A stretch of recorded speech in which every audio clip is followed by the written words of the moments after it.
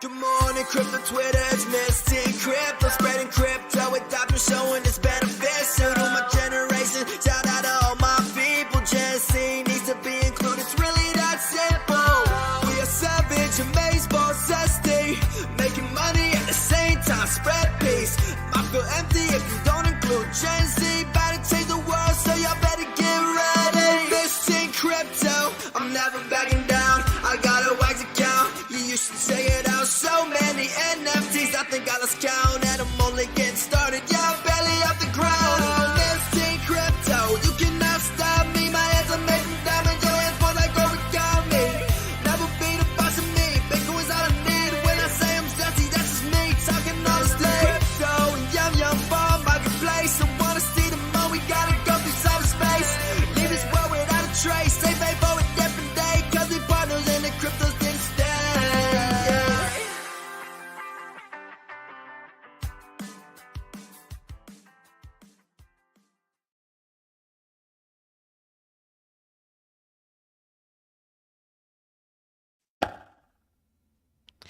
What's up, everyone? Welcome back to the Miss Teen Crypto Show. Yes, this is the second show today, but it's with another zesty guest. As always, if you're new to the show, welcome. Hi, my name's Miss Teen Crypto. So nice to meet you. Make sure to like, subscribe, and share the stream out with friends so more people could come hang with us.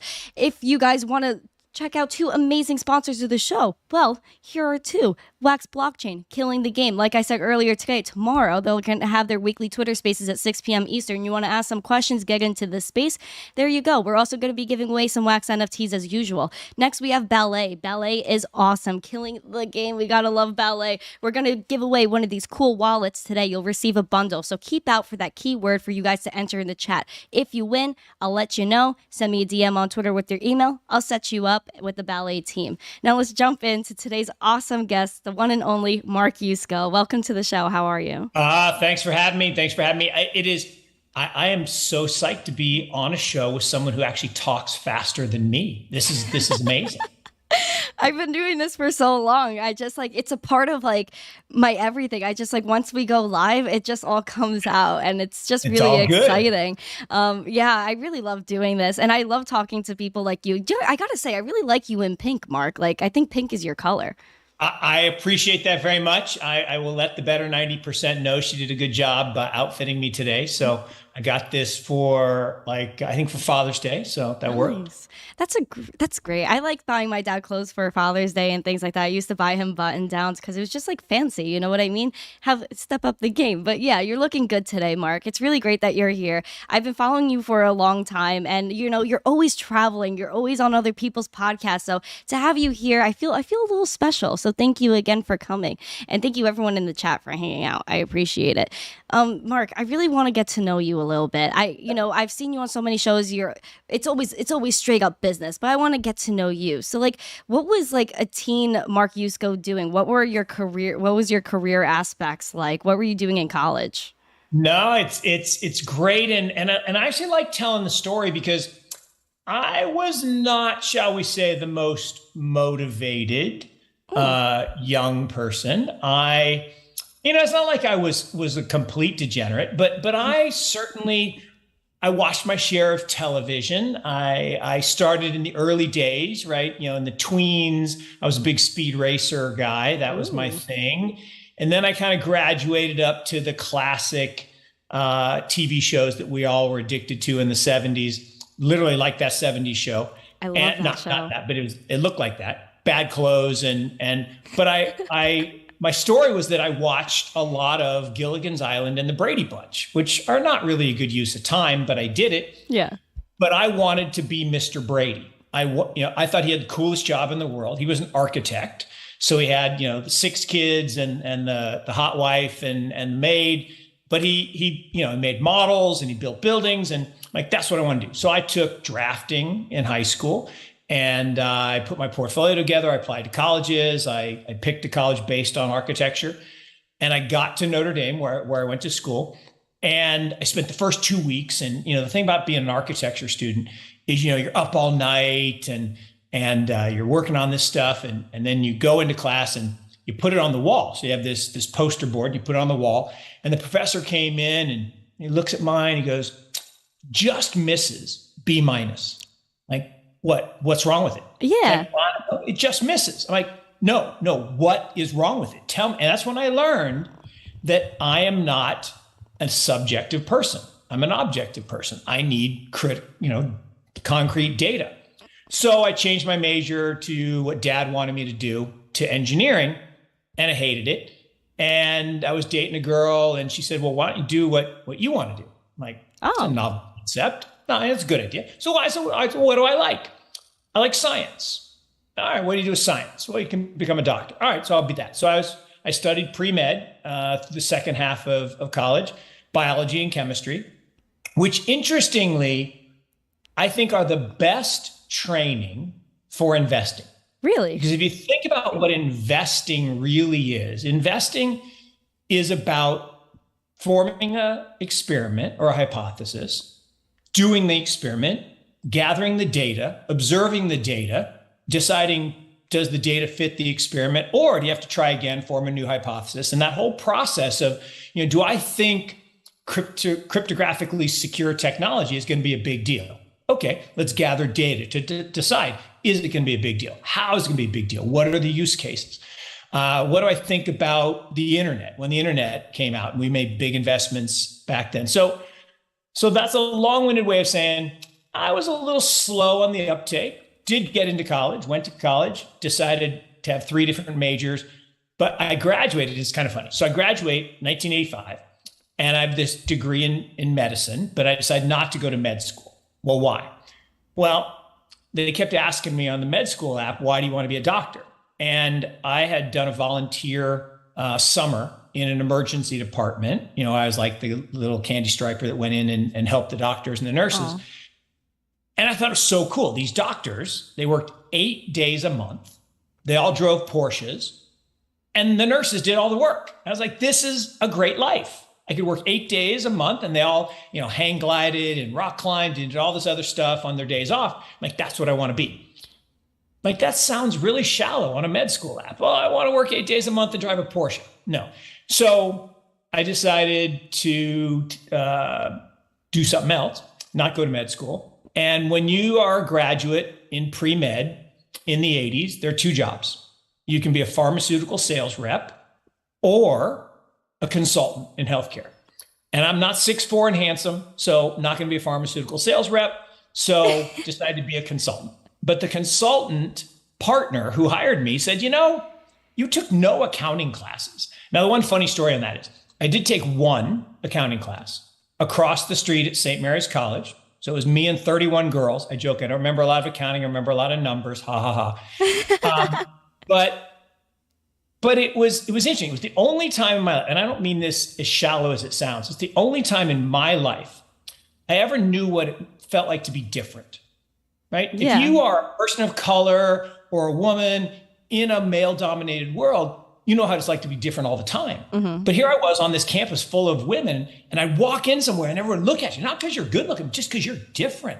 It's like, wow, that is an interesting feeling. That I kind of got a glimpse of what it was like to be different. I thought that helped me in my life. But went to business school, got a degree in finance and accounting, took a job, went to work for an insurance company. Very exciting, very hip and happening. Woo woo. Woo woo. But I had the first of my many happy accidents. My life is a series of happy accidents. And That's great. I love it. And the guy who was doing the investments retired. And I was the only guy at the firm who understood what a spreadsheet was, because spreadsheets hadn't been really invented until I came out of college.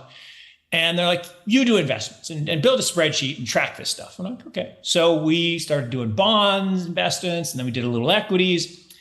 And then I got a job with an equity firm. And then I got my first big break. So there's a famous football coach named Lou Holtz who coached a lot of different schools, and he coached at my alma mater at Notre Dame. And he had a lifetime contract at University of Minnesota, unless Notre Dame called. Notre Dame called, he went to Notre Dame, had 11 good years. And I was kind of the same way. I worked for this little firm in Chicago. We had $1 billion back when $1 billion was a lot of money. Now it's trillions of dollars, but $1 billion back then was a lot of money. And there were 5 of us. And I was like, this is a great life. Now the old guys kept all the money and the young guys didn't really get paid very much, but eventually we would have done okay. But I wanted to go back to the Alma. You see the Fighting Irish sign behind me. Yes. I love the Irish. And so I wanted to go back to the Alma. So I went, and I caught my big break because I thought investing was all about picking stocks or picking bonds. And what I learned in the endowment, nope, investing is about asset allocation. Should I be in stocks at all? Should I be in bonds? Should I be in real estate? Should I be in commodities? Should I be in alternative investments, hedge funds, venture capital, private investments?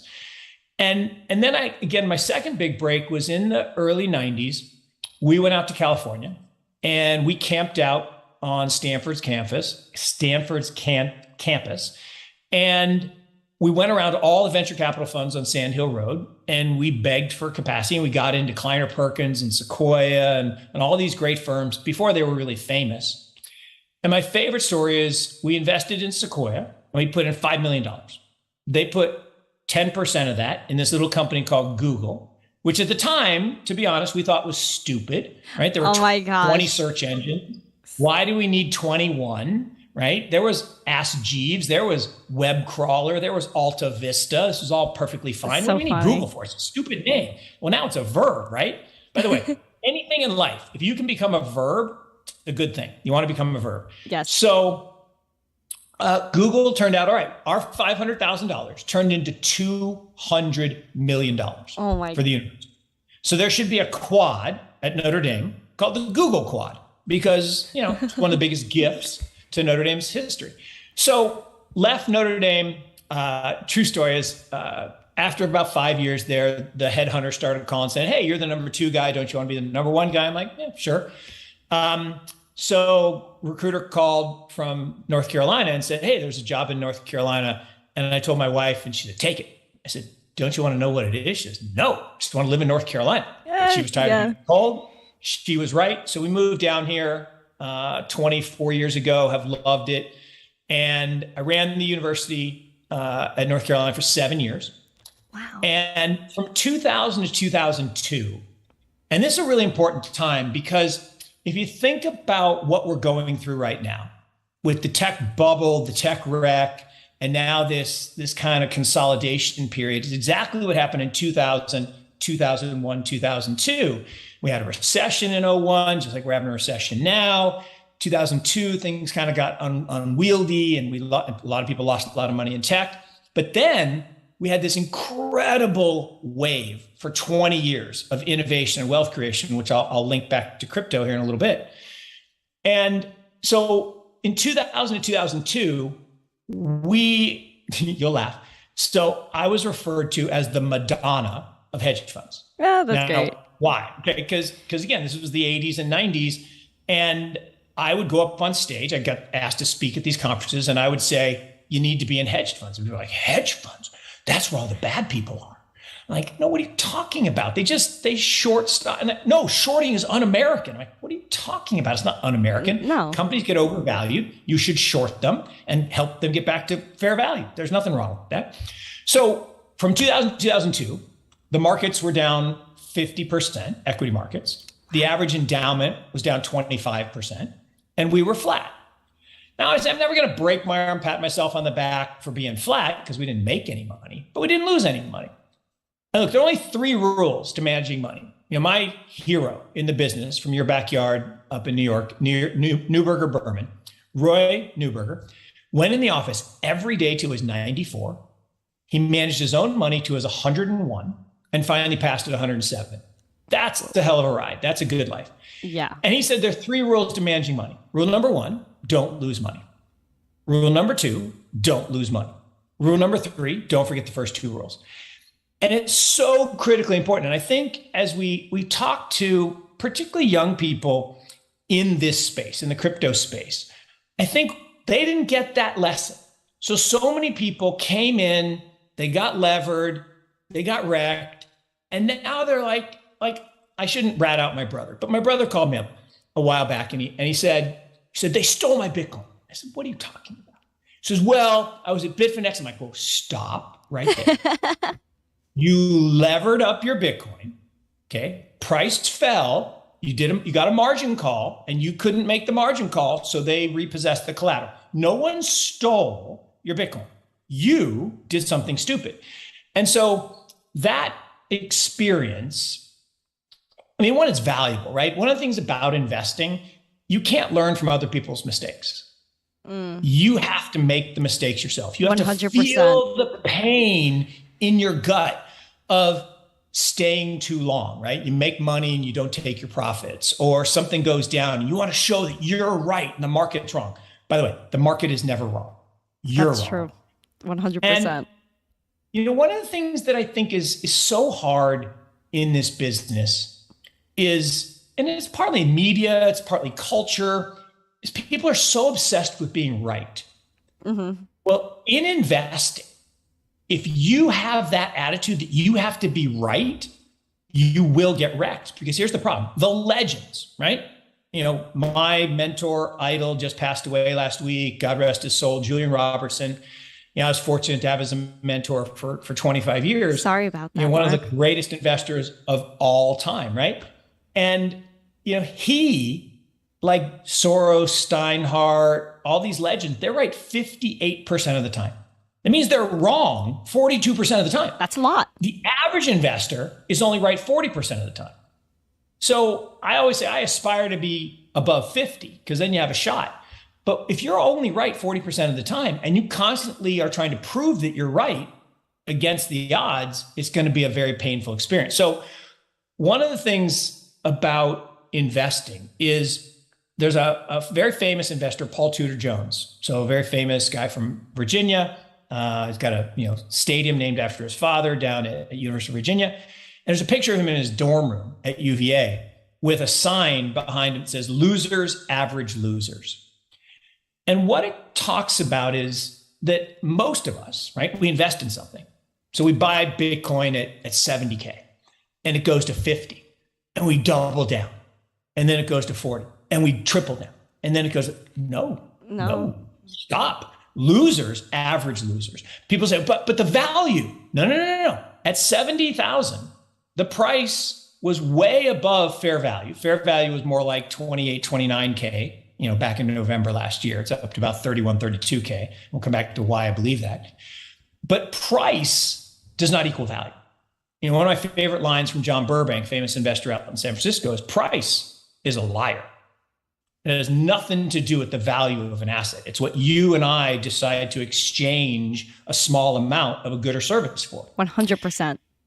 So anyway, you asked me about myself and I started talking about investing lessons. So I digressed, but that's how I kind of got to North Carolina, is how I got into, one last story about kind of my life story. So happy accidents.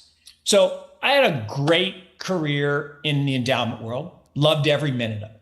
Then I started Morgan Creek in 2004 and I built that into a very nice fund of funds and asset management business. And in 2013, and this is, I'll tell a bad story on myself. So I was handed Bitcoin on a silver platter, not in 2009, but in 2013. Still extremely when the price early. was in, the double digits. And my friend Dan Moorhead, legendary investor from Pantera, we had backed him 20 some odd years ago when he spun out of Julian Robertson's shop to start Pantera Macro Fund. And that was one of the things I did. Anyone that left Julian's shop, I would back them because he was the greatest identifier, trainer, and backer of talent our business has ever seen.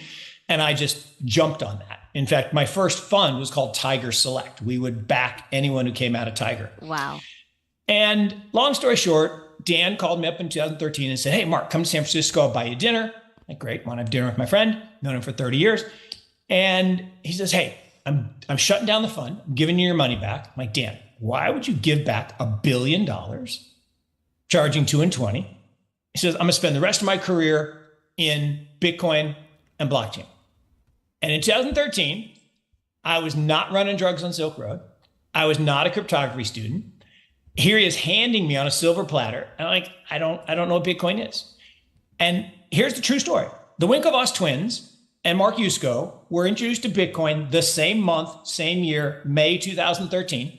They're multi-billionaires and I'm not. Why? Because they were in Ibiza, maybe doing stuff with Charlie and the guys that I wasn't, and they got it because they are more forward thinking. I'm kind of an old guy. So I was like, no, I need to study this. I need to understand it. And I did invest with Dan's infrastructure fund, which has done great, killed it. It owns a piece of FTX. It's up like 17 times. That's good. That's good, yeah. But the Bitcoin fund's up 300 times. It's the best performing fund in the history of funds. And Dan now runs a huge, conglomerate with about 6 billion of AUM. But I didn't abandon. So I spent 9 months studying it, because that's what I do. I study things. And first quarter 14, I wrote a letter to my clients saying, you know what, this is interesting. Bitcoin had gone to about $180. No, I'm sorry, gone to $500 from 50. So it had gone up 10x. Yeah, that's nice. And I'm like, there's something here. And I got hate. I mean, hate from my clients. They're like, don't talk about this. You're an idiot. I will fire you. Go back and do your job.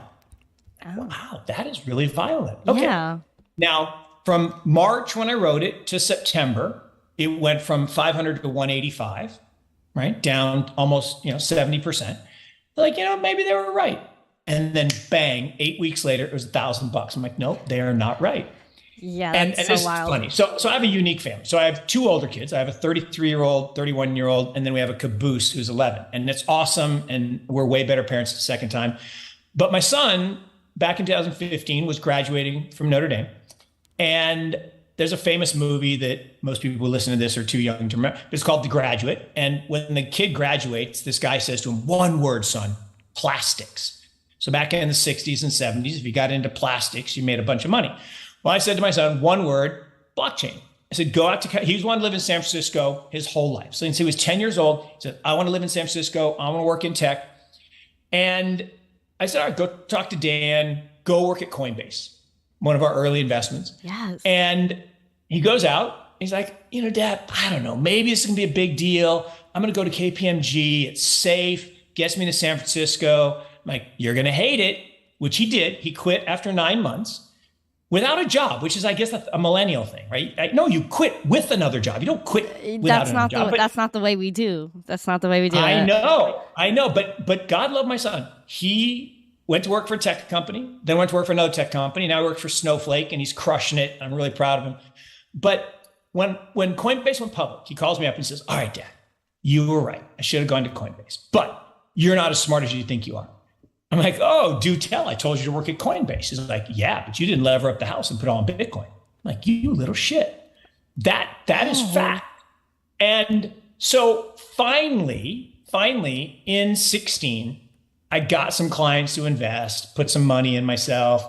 And in 17 said, you know what? I'm going to shift my business from the traditional world to digital. And so now I spend most of my time running Morgan Creek Digital, which is a subsidiary of Morgan Creek Capital.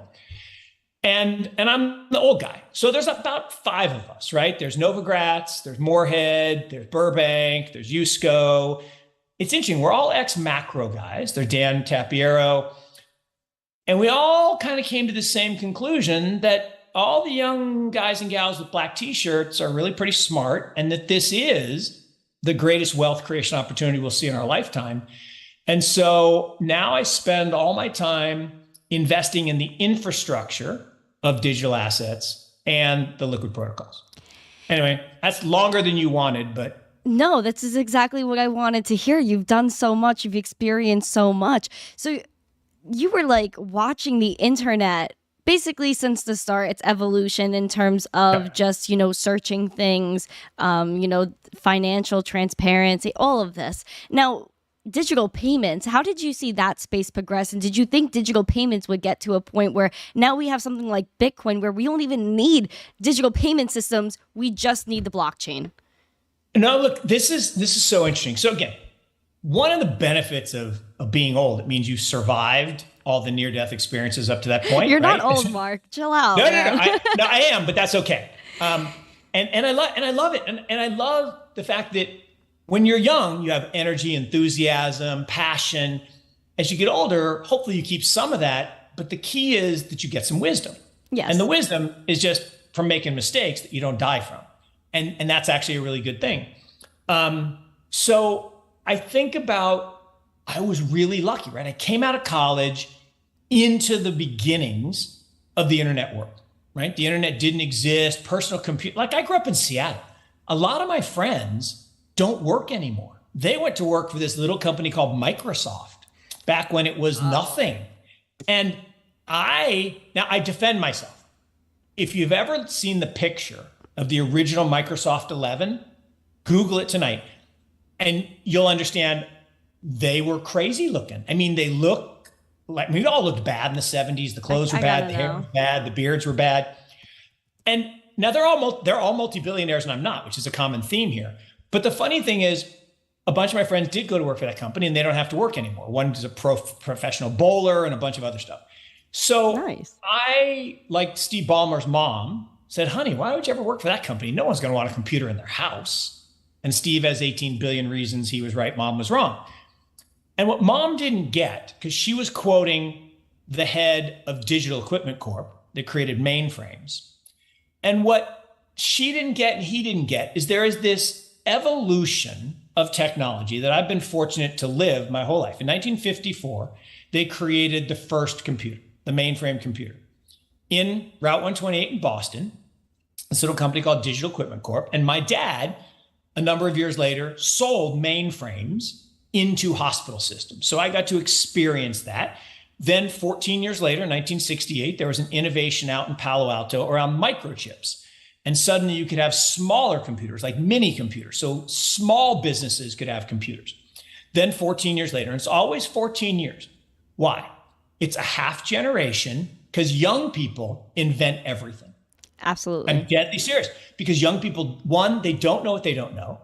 So they're not afraid to try new things. And they have ideas because they're willing to imagine the unimaginable, right? They're willing to imagine a better way to do search, a better way to do computing. And so if you think about every big innovation, whether it was Mark Andreessen creating the browser, or whether it was Larry and Sergey creating Google, or whether it's, Satoshi Nakamoto, whoever he, she, they are, although I guess self-identified he once, or Vitalik, right? Young people are creating the future. And that's always been the case. So 82 personal computer, 96 the internet. So here I am sitting at Notre Dame making investments in the early internet. And then you ask about payments. So in 2010, there's this thing called the mobile net.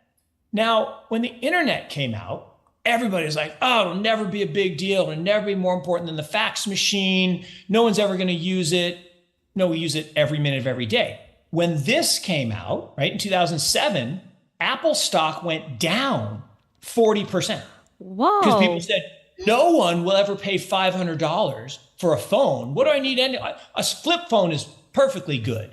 No, it's not. This is a supercomputer, 100 times more powerful than the first computer that I actually bought from Michael Dell from his dorm room at University of Texas. I should have saved it as a collector's item. Absolutely. But I didn't. I left it at my first job. Oh. But the thing about it is the mobile net made everything ubiquitous and made payments ubiquitous. But here's the problem. As great as PayPal is, as great as other payments is, they're using 70-year-old technology, right? ACH and Fedwire are electronic money, but they're bad. They're slow. They're written in COBOL and Fortran and C++, and they're just ancient. So now we have this new innovation. So we had the mobile net in 2010, the trust net, or what I'm renaming the truth net, because what blockchain does is it replaces trust with truth. Absolutely. For 800 years, here's the amazing thing. For 800 years, we have had a system based on trust, the banking cabal. So in the olden days, right, I would lend you $100 and I would write down in my ledger, single entry accounting, Miss Teen owes me $100. You come back with $110 to pay me the interest. And I said, oh, no, it says right here, you owe me $220. You had to trust me that I wrote down the right amount. Oh. Well, I'm not trustworthy. No. So the Medicis came along and said, we, the benevolent Medicis, for a small fee, Miss Teen writes down 100, Mark writes down 100, and we, for that fee, will determine which is right and make sure the ledger's dual entry accounting matches. So for 800 years, the banks have been the source of trust. And we trust that the money we give them, because by the way, when you put your money in the bank, it's their money, not yours. And you have an IOU, but we trust them. Well, now we have this amazing technology that allows for a unique digital asset to be recorded in a third ledger. And that triple entry accounting is the amazing innovation, because now if I want to send you value, in the old days, you had to have a bank account. I had to have a bank account. I had to pay the bank money, and I sent you money. Now, I have Bitcoin. I send it to you seamlessly. And if we buy the Strike app, which we're investors in, we can do it over that rail. And I could send you fiat if you actually wanted some in any currency anywhere in the world. And it takes all the friction of that 70-year-old technology away. And so what the internet did, it made everybody rich. Why? Because it took all the waste in commerce and media and made more efficient web-based tools to deliver that information, right? Or goods. And so we took trillions of dollars of waste and captured it. Financial services is orders of magnitude bigger than commerce and media. And we're going to take 7 trillion with a T. And so here's the thing, a trillion, most people don't appreciate the size of that number. 1 trillion. Well, you and I would have to sit here together for 31,710 years and find a way to spend $1 a second. Now, I'm pretty good at spending money, but not that good. No. Right? $1 a second for 31,000 years is 1 trillion. So trillions are a big number. So if we can save $7 trillion a year that goes to all these middle people, and we can liberate that money for more creative opportunities. And then, I don't know if you ever had Jimmy Song on, but Jimmy Song talks about this amazing release. And it's a politically charged word, slavery, right? Yeah. But we are all slaves to fiat, because fiat 100% enslaves us because it devalues over time. So we work a certain amount of time, and if you don't spend your money, it goes away, right? Because 100%. And so what a deflationary asset, Bitcoin, does, it actually appreciates over time. Everybody says, no, not recently. CPI is 8% and Bitcoin went down. I'm like, no. Over the past 2 years, okay, which is the only meaningful period of time if you think about long term, over 2 years, the money supply of dollars went up 100%. They printed 50% of all the money in the history of our republic. That's 248 years. Half of the dollars in 248 years were printed in the last 2. That's sick. So in theory, right, if they increased double the supply of money, the value of that money should have gone down in half. Bitcoin price is up exactly 100%. Exactly the amount it should be over the 2-year period. It's a perfect deflationary asset. Wow, sick And burn. over the 14 years, right, it's perfect. It's the best performing asset of all assets. Over 14 years, over 10 years, over 5 years, over 3 years, over 2 years.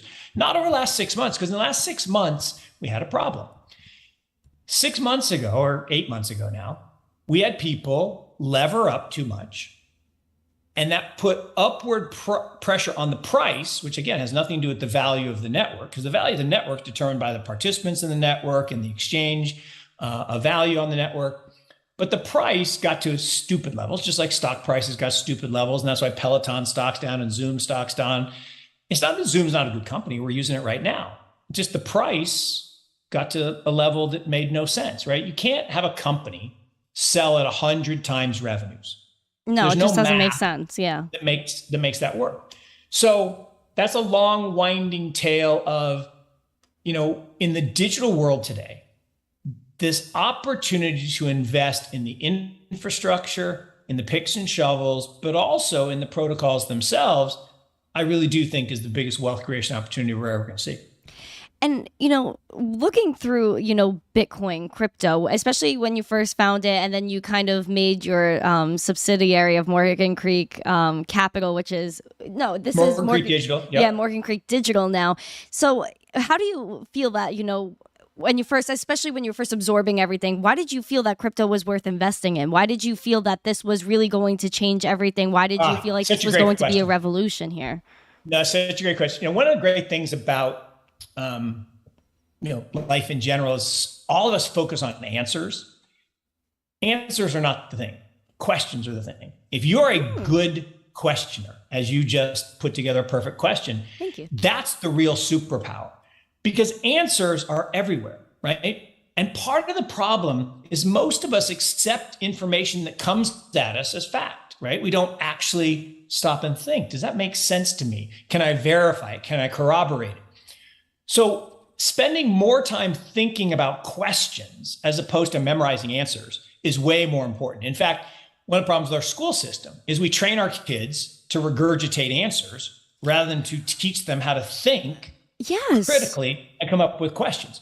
So the question of why or when and how did I come to this is really interesting. I had a eureka moment, right? The whole thing about the guy sitting in the bathtub and he says eureka and he jumps out.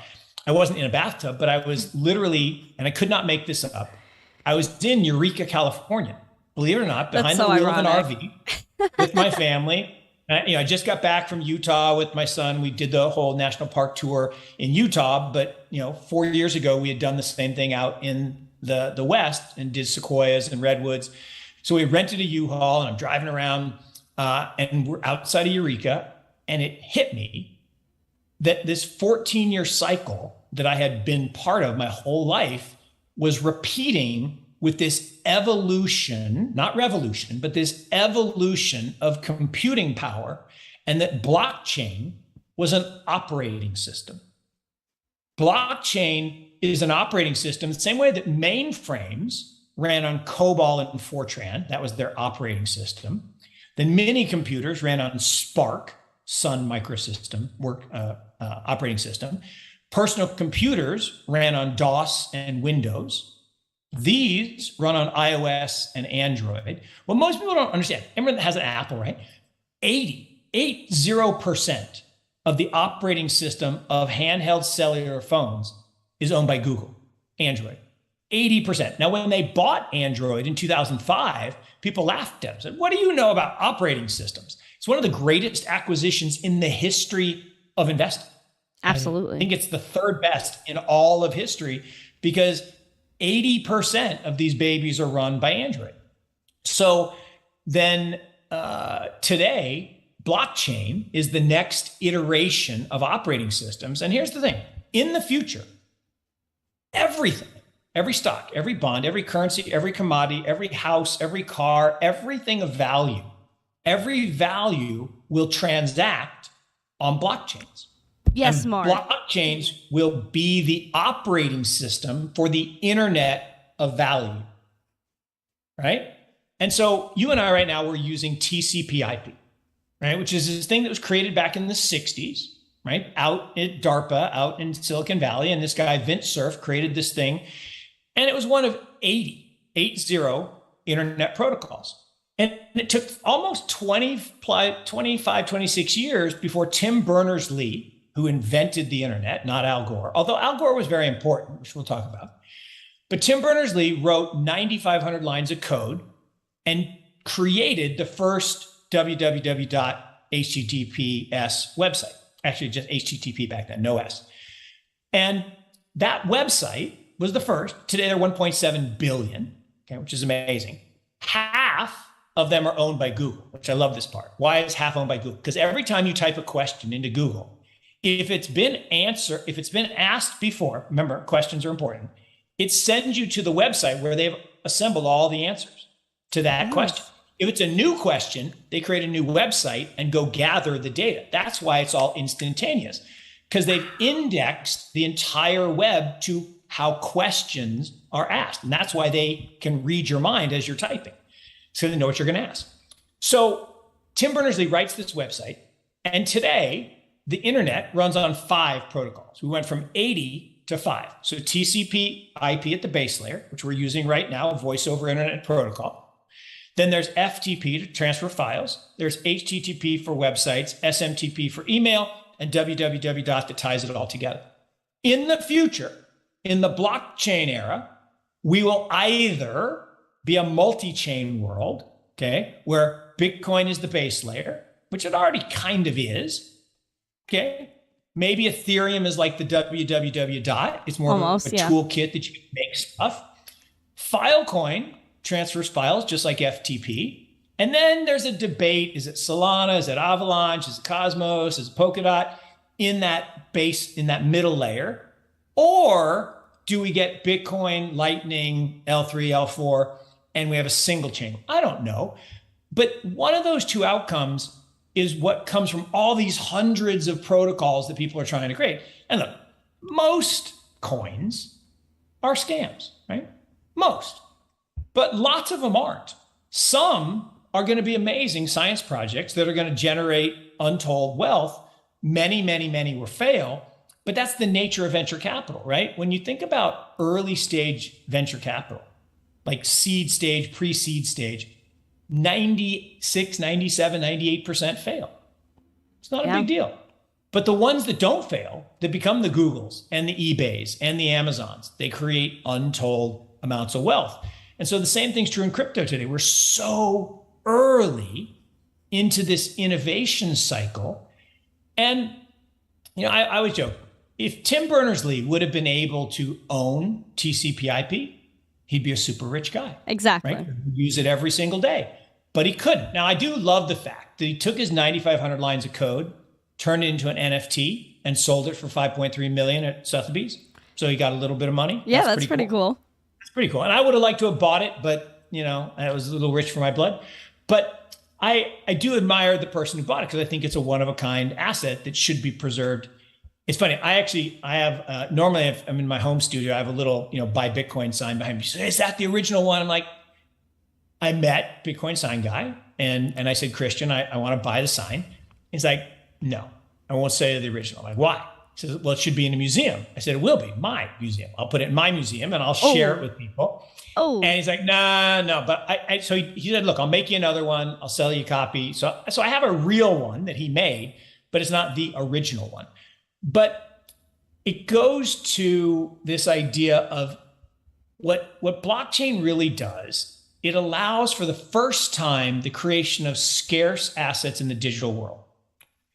And Eric Schmidt, again from Google, a lot of Google on this show, but Eric Schmidt said that best. Said, what Satoshi Nakamoto did is amazing, right? Bitcoin is amazing, but that's not the real innovation. The innovation is the ability to create a unique asset in the digital age, because everything in history has been analog, right? Physical record albums, computer tapes. Then we went to electronic ones and zeros, but they're still backed up by analog stuff, right? We still have physical stock certificates and bonds that back up the DTCC, CUSIPs that you and I trade in our brokerage accounts.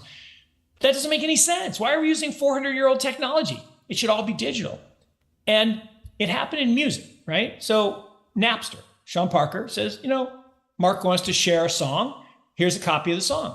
You're happy. I'm happy. You don't care if it's the original. Well, who's not happy? The music industry, not happy because they want you to buy your own original. So what do? In a hierarchical structure, one CEO, one home office, one server, bam. You arrest the CEO, blow up the server, literally hit it with a sledgehammer, end of Napster. So what happens today? We all in the digital world have to have a streaming service where we pay by the song or by the listen. And that's better for everybody. The artists actually get paid. We actually get to enjoy music, high quality, digital quality, awesome. So in a decentralized world, now who do you arrest? It was funny when Zuckerberg was talking to Congress, when they subpoenaed him when they were trying to do the DM project. Yeah. And someone made a joke, and I thought it was funny. He said, they subpoenaed the CEO of Bitcoin, but they were unavailable. So, because there is no CEO, there is no marketing department. It is amazing when you think about it, right? We have a, $500 billion, $600 billion asset today that exists with no marketing budget, no human beings. I mean, there's a lot of human beings involved in building it and coding, and we love the developers and all the support and the miners. But at the end of the day, there's no centralized organization. So people say, they can ban it. How are you going to ban it? mean, what are you going to ban? Exactly. And just pop up someplace else. I mean, who are you going to arrest? There's no one to arrest, And so are they going to fight us? Oh boy. And look, right now, the reason we have all this volatility and choppiness. So volatility is an indication of two things. One, disagreement about the future prospects. Absolutely, right? You ask anyone over 35, who's your broker? I don't know, UBS, Merrill Lynch, what? Okay, how much gold do you have? I don't know, 3-4%. Why? Okay, how much Bitcoin do you have? Oh, are you kidding me? 0. That's a Ponzi scheme. Haven't you heard that Peter Schiff guy? How often do you use DeFi? What's DeFi? Ask anyone under 35, who's your broker? What's a broker? I mean, Literally, yeah. I got a Robinhood account. How much gold do you have? Oh, are you kidding me? Boomer rocks? Haven't you heard that Peter Schiff guy? 0. How much Bitcoin do you have? I don't want to talk about it. Why not? Because it's like a really big part of my portfolio. I'm kind of embarrassed about it. How often do you use DeFi? Every day. So that digital divide is real. I mean, it's super real and it's really good. And here's the reason that I'm now spending all my time, right, as an old guy in this space populated by young people. It's because, look, 37 trillion, again with a T, from my generation, the boomers, is going to y'all, right? The echo boomers, the kids of the baby boomers. 37 trillion. It's not going into traditional stocks and bonds. Nope. Seedy. It's just not. And so anyone who doesn't have exposure, that's my whole hashtag get off zero. If you have zero exposure to this asset, you're foolish because 0 is wrong. Now, I'm not saying 100% either. The younger you are, the higher the percentage should be. But for anyone, right, including my dad, 84 years old, he has some. And because it's really important to have a portion of your wealth outside the fiat system that can't be devalued through inflation, and also have a leg in the innovation cycle that will surround the creation of the ecosystem. I love that. It's a whole evolution. And I like how you're using the word evolution as well, because I've been seeing this, I'm only 19. I haven't seen too much, but I've seen a lot from when I was little, using VCR tapes, watching Shrek and all my Disney movies to then using DVDs. And I used to have a TV that had a little DVD player and a VCR player. And now what am I doing? I have my iPad, I have my computer, I have my smart TV, my Apple TV that I just turn it on and I have access to thousands of videos across YouTube, Netflix, Hulu, Disney Plus, God knows what's out there now.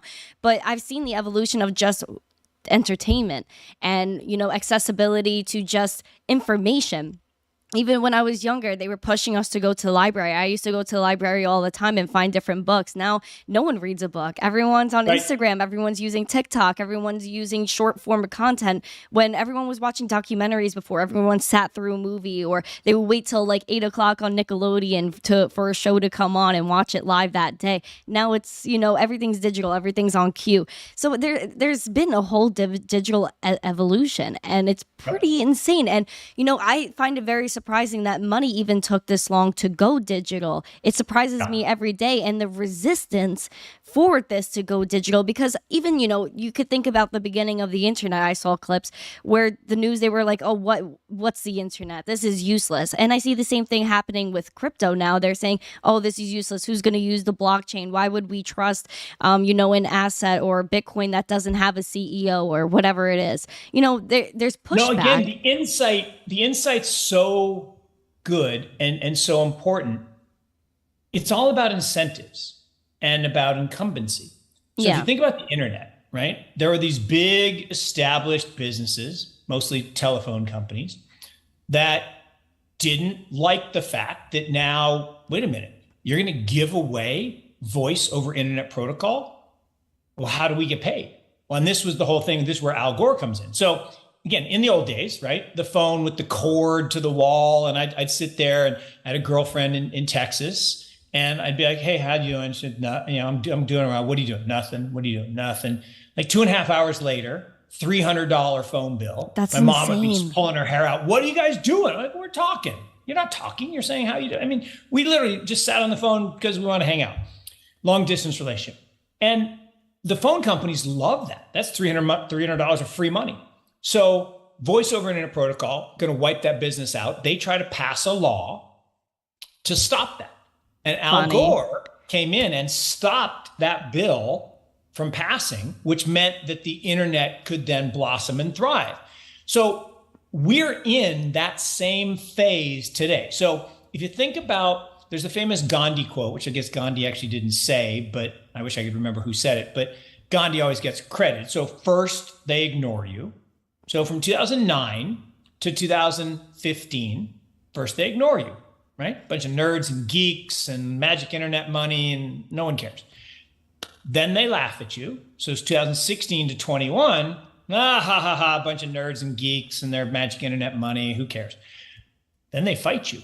So right now, 2022 to 2027, they're going to fight us. The regulators are going to fight us. The incumbents are going to fight us. The banks. Look, all the banks were paying zero interest.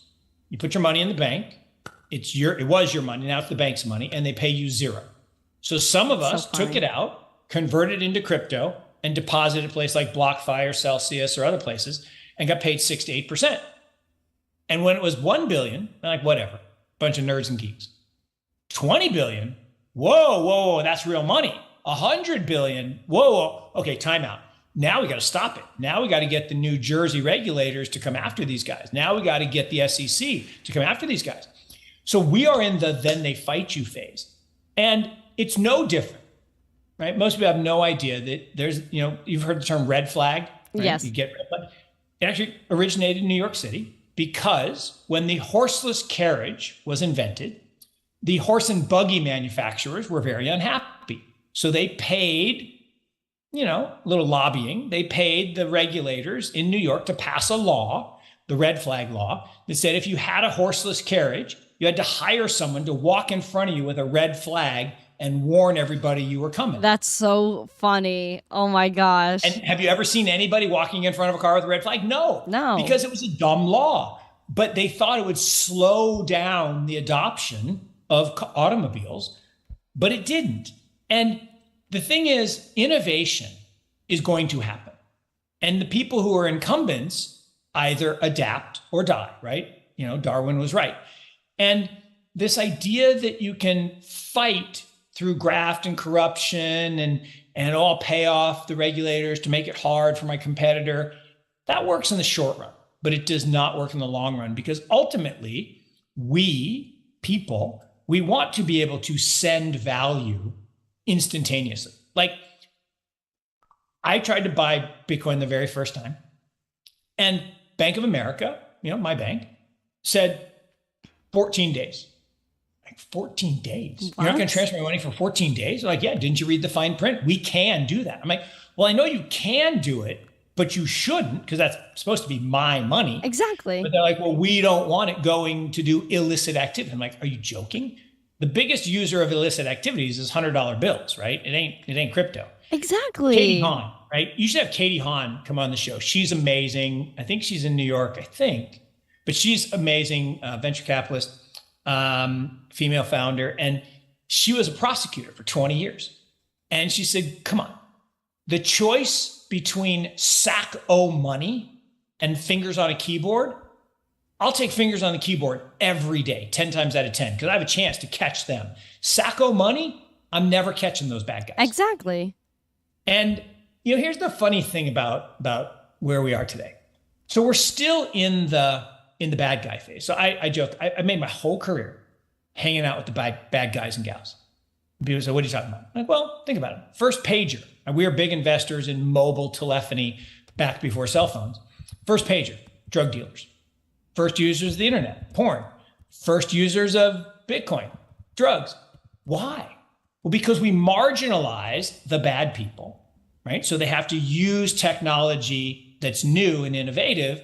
And so then it eventually becomes mainstream. Now everybody had a pager. Then everybody had a mobile phone. Then everybody had the internet. Then remember the first time you put your credit card in the internet and everyone was so afraid?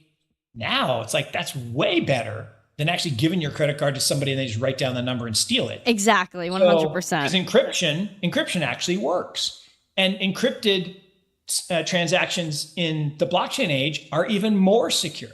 And everybody says, well, what about quantum? I'm like, look, quantum is so far off. And by the time they get quantum, we'll have an anti-quantum to combat it. And by the way, if I had a quantum computer today, Bitcoin's big, but I'm going after the nuclear launch codes first. That's my first hit, because that's probably more valuable. Exactly. So I don't think we have to worry about Bitcoin getting hacked. Yeah, I don't think we have to either. That's just another piece of FUD that they like to throw out there every once in a while, which is so annoying. Like, come on, man, like, get over FUD it. is so annoying, and FUD, Really get over it's like it. the environmental FUD. I got in a debate Oh my with God, someone don't today. even get me started. People ask me about that on interviews. And I'm like, that's just FUD. Like, let's move on. Like, it's not even worth talking about anymore because it's so redundant. It's been, rebutted like countless amounts of times. Oh, actually, before we jump into this, what's a word you would like our friends in the chat to enter for a ballet wallet? Well, I could come up with a lot that are related, but given that I just came back from the West and it's my other passion, fly fishing. Fly fishing. Okay, cool. Fly fishing. Fly fishing. And that's an unusual one that most people won't, and you don't have to hyphenate it. You can if you want, but fly fishing is my other passion. I mean, I like to snow ski. I like to water ski. I love the mountains and hiking, but if I had a choice, I'd be on a river chasing a trout. So that's beautiful. I mean, well, the best thing about it, trout don't live in ugly places. Yeah, you gotta have a They nice do not live in environment. ugly places. They Argentina, New Zealand, the mountains of Colorado, the north woods of New York. They only live in beautiful places. So. Yeah, I mean, you're kind of outdoorsy, Mark. You like to go outside, touch grass. Doing all of this, work all the time. You're always inside. It's nice to get outside once in a while, get some fresh air, touch grass, touch water. Every day, I go down the hill to lunch, and I get my protein and vitamin D lunch. So yesterday I was sitting out and I sit out in the sun, and because I love the sun and being outside, to your point. And I still stink at this, but I've tried for many years to meditate, and I haven't figured out how to do it. But I was trying yesterday, so I had my eyes closed. I was actually trying to block out and focus on a distant sound, and this woman, walking outside with a mask on, says, "Hey, you need to have sunscreen on." I'm like, first of all, what? None of your business. Two, I'm trying to meditate here. Leave me alone. And it's just like, it was just crazy. But look, I live in a funny place. Chapel Hill, we affectionately refer to it as the People's Republic of Chapel Hill, because it's so crazy, liberal, weird. Like, they don't keep score in kids' soccer games. Like, what are you talking about? Because they're like worried someone's going to lose. I'm like, well, that's why you play games. That's the point, yeah. But the whole point, winning is good. This whole movement to say, no, we're all the same and there are no winners, there are no bullshit. Losers, okay? If you lose, you learn. Absolutely. In investing, get richer or wiser, never both. When you make money, you do not get smarter because you don't think about it, you don't analyze it, you think it's you. When you lose, you spend time thinking about what did I do wrong, and you get wiser. And so losing or not getting what you want in life, like I decided not to be an architect, and that was a good thing. And I decided not to be a doctor, that was a good thing. But it doesn't mean I didn't love the experiences of learning about those things. But this idea that competition is bad, competition is amazing. Competition, and the thing that Julian taught me, as a mentor, that I've always focused on is you want to surround yourself with people who want to win. And if you can do that, right? If you can surround yourself with people who want to win and also who hate to lose, but who want to win more, because that's a positive energy thing. And I'm a big believer in positive mental attitude. But if you do that and you're around people who are competitive, you'll go far.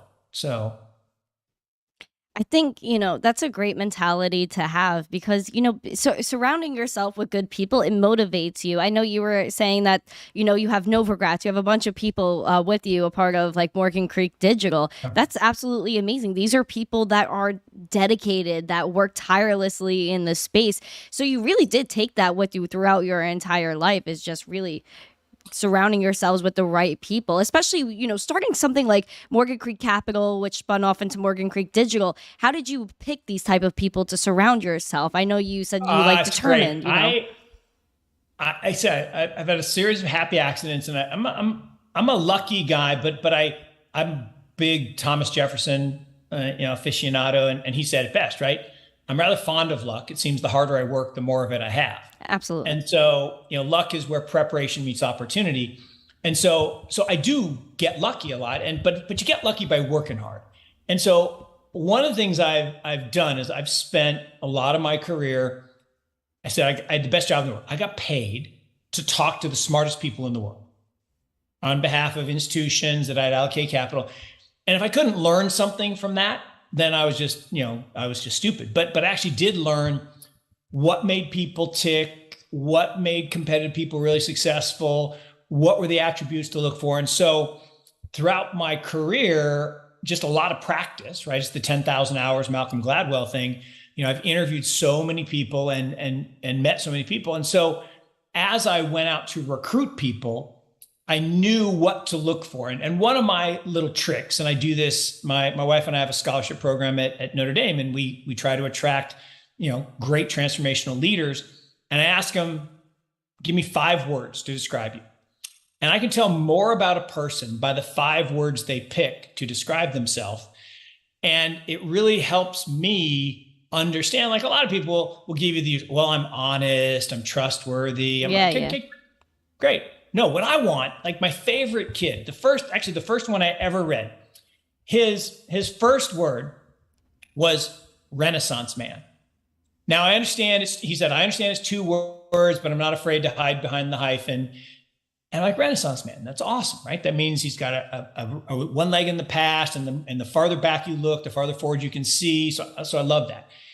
And then the second word was Beowulfian.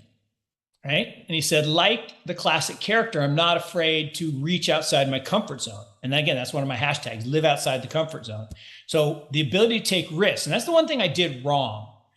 I didn't take risks young. When you're young is when you should take risks. And you should take big risks. You should try new things. You should try big things. And if you fail, it's okay. Because failing is not bad. Right? And Will Smith's kind of out of favor right now because of the slap thing. But he has this great line. It's like, fail fast and fail forward, right? So fail, it's okay, but do it forward and then get up, fall down 7, get up 8. So, but he's a Beowulfian. But then my favorite word of all words, clutch. So when the game's on the line, people look to me. I'm like, damn, that is who you want to be around. Absolutely. You want to be around. And so there are things like that, passion is important and energy is important. But his last word was awesome, happy. Positivity, happy people are better to be around. If you're around people who drag you down, it's just no fun, and you don't do anything, right? It's so you want to be around positive energy people. You want to be around high energy people. And for me, the number one thing, you have it, and that's why it's been so much fun today. Fast motor. When you have a fast motor, right? And I said at the beginning, right? You even speak fast, and I speak fast. But when you have a fast motor, life is better because you can do more, you can process more, and you can have a lot more fun. I'm with you 100%. People gave me a lot of hate at the beginning for taking a big risk by, just going full-time crypto. I started my account junior year of high school. Throughout my entire high school experience, I was getting hate. When I was supposed to go into freshman year of college, hate. Why are you doing this? Bitcoin isn't going anywhere. Things like that. And I was like, you know what? No, I'm going to take the risk. I'm going to, do what I want to do, what makes me happy. And crypto is what makes me happy. And I've just had a good time doing it and progressing. So I'm 100% with you. Take the risk. Do what makes you happy. No. Look, I admire your willingness to do it. And the other thing is to actually do it. A lot of people talk about it, but very few actually do it. And look, taking risk is scary because you might fail, but failure is okay. And you get up and dust yourself off and do it again and be persistent. And look, crypto is not easy. Not it's at all. Simple. The idea of it is simple. The idea is very simple. It's elegant. The technology is elegant. The the absolute certainty of the outcome is clear, right? Now, the path will be full of ups and downs and highs and lows, but that's okay. But to your point, one of the things that all of us should aspire to is to do something we love. Because if you do that, then you're not actually working. And the whole thing about, everyone needs to go to this type of high school and everybody needs to go to this type of college. No. What we need to do is always be learning, right? ABL. So always be learning. But now there's so many more ways to learn, right? You can do so much with Khan Academy and YouTube. And I mean, I marvel at my 11-year-old, the things he knows and understands and has learned from watching video. And I'm a visual learner. Like I love to see things as opposed to just read things. But it's amazing to watch the power of technology mold and his ability to go exponential in growth in anything that he aspires to, same thing that you've done. And that is part of why we're in the exponential age. And the thing that most of us are bad at math, right? If I say what's 2 times 2, everyone on the show say 4. Okay. 17 times 23. I'll wait. The average person can't do that in their head. They need a calculator. That's actually been proven to be the limit of human intelligence. 17 times 23. But here's the thing. If I ask how you got nonlinear regression, not really very good. Well, if I take 20 linear steps across the office, I get to the other side. If I take 20 exponential steps, I go around the world twice. I get to high five you twice, even though I'm in North Carolina, you're in New York. And so that's amazing. And so exponential growth, the power of networks, which is all of this thing that we're going through in the blockchain era, is so non-understandable to the average person who doesn't take the time to dig into it, to do the work, to do the research. And if you do, I think you can't help but be excited about it. In fact, everyone I know that I respect, all the old guys that I respect in the business, started skeptical. But everyone that did the work is now full-time bullish, wildly enthusiastic. The ones that didn't do the work are still skeptical. And it's easy to hate. And it's even easier to hate when you don't do the work, because then you can just hate without knowledge, which is the easiest thing to do. That's why the anonymous, anons on Twitter are so bad. Right? Exactly. Easy to hide, tougher to go face to face and actually have dialogue and debate in search of truth. And at the end of the day, debate is healthy. Debate is good. What we want is more dialogue, not disagreement to disagree, but disagreement in search of truth. And so having shows like this, having, other podcasts where people actually engage in a healthy dialogue is what makes this all better. I 100% agree with you, Mark. You're a wise man. I was really like, you're blowing my mind. Everything that we've talked about today was just so on point and so accurate. We're going through such an evolution, and you've seen it. I'm starting to see it, and it's not going to stop. We know that Bitcoin, crypto, it's all inevitable. You're not going to stop the blockchain. Nothing's going to stop the innovation. And you've made amazing points today. Mark, thank you so much for joining me today. Thanks for having me. And look, I really appreciate your enthusiasm and initiative to do this and to be that bridge to that next generation. And anything I can do to help, anytime you want to have me back on, I'm happy to do it, because thank you.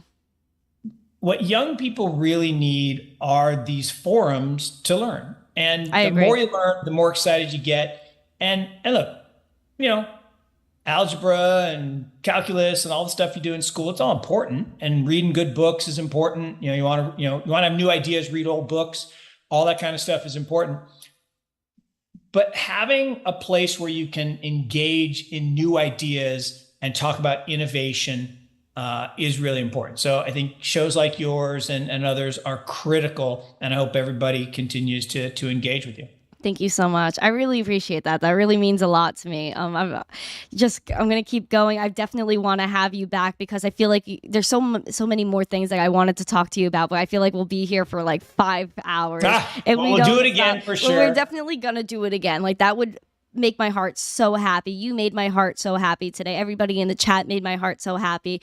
This is like what I need. This is like my medicine. Like after this, like I'm so pumped the rest of the day just because we had a really good conversation and it really like opens my eyes each time, I talk to you, I guess, especially you just really helped me today and just, keep me going in crypto, and that like this isn't going anywhere.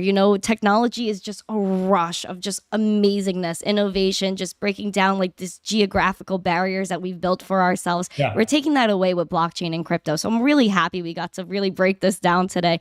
And yeah, what makes crypto worth investing in is because it's zesty, and that's because Mark Yusko said so. Thank you so much for joining me. Thank you everybody in the chat for coming. Mark, where can everyone find you, find out more about what you're doing? And is there one message that you would like to share with the chat today? It could be about crypto, it could be about life, it could be about, fly fishing, anything. What is it, something you'd like to share with the people? So the easy thing, I'm easy to find. So it's at Mark Yusko, just MarkYusko on Twitter. Actually, I'm pretty easy to find there. We do have a website, morgancreekcap.com. And then I'm all over. We have a YouTube channel called Around the World with Yusko that has some presentations and stuff that we've done. It's not very active, but it's out there. So I guess my last message would be a two-parter. One is, always be learning, always seek out new information and be open to new ideas and learning. And the second would be to listen, to understand, not to influence or convince to your opinion. Yep. And, be a true listener and someone who engages with people in dialogue and debate in search of truth. You don't know everything, no matter how smart you are. You can always learn from other people and go into every conversation knowing that you're going to learn something and that somebody else knows something that you don't. And don't try to convince them of your view. Try to learn from theirs. I think so many people need to hear this right now, not just about blockchain, not just about crypto. Like it could be about politics. Sit down, guys. Listen to the other side. Doesn't matter if you agree or not. Like, let's all be friends. Let's listen to one another and be adults. You know what I mean? Let's have these fruitful, nice conversations. Thank you, Mark. That was amazing. Thank you to everyone in the chat. Guys, I'm going to be back tomorrow. I had a show this morning. We had a show now. I'm coming back tomorrow at 4 p.m. Eastern, so don't miss out. If you enjoyed this video, please like, subscribe, comment after it's over. Keep those notifications on. We are coming out here with amazing shows, amazing guests. So thank you again, Mark. Thank you everyone in the chat. Have an amazing day. I'll see you tomorrow. And as always, don't forget to stay zesty. Peace.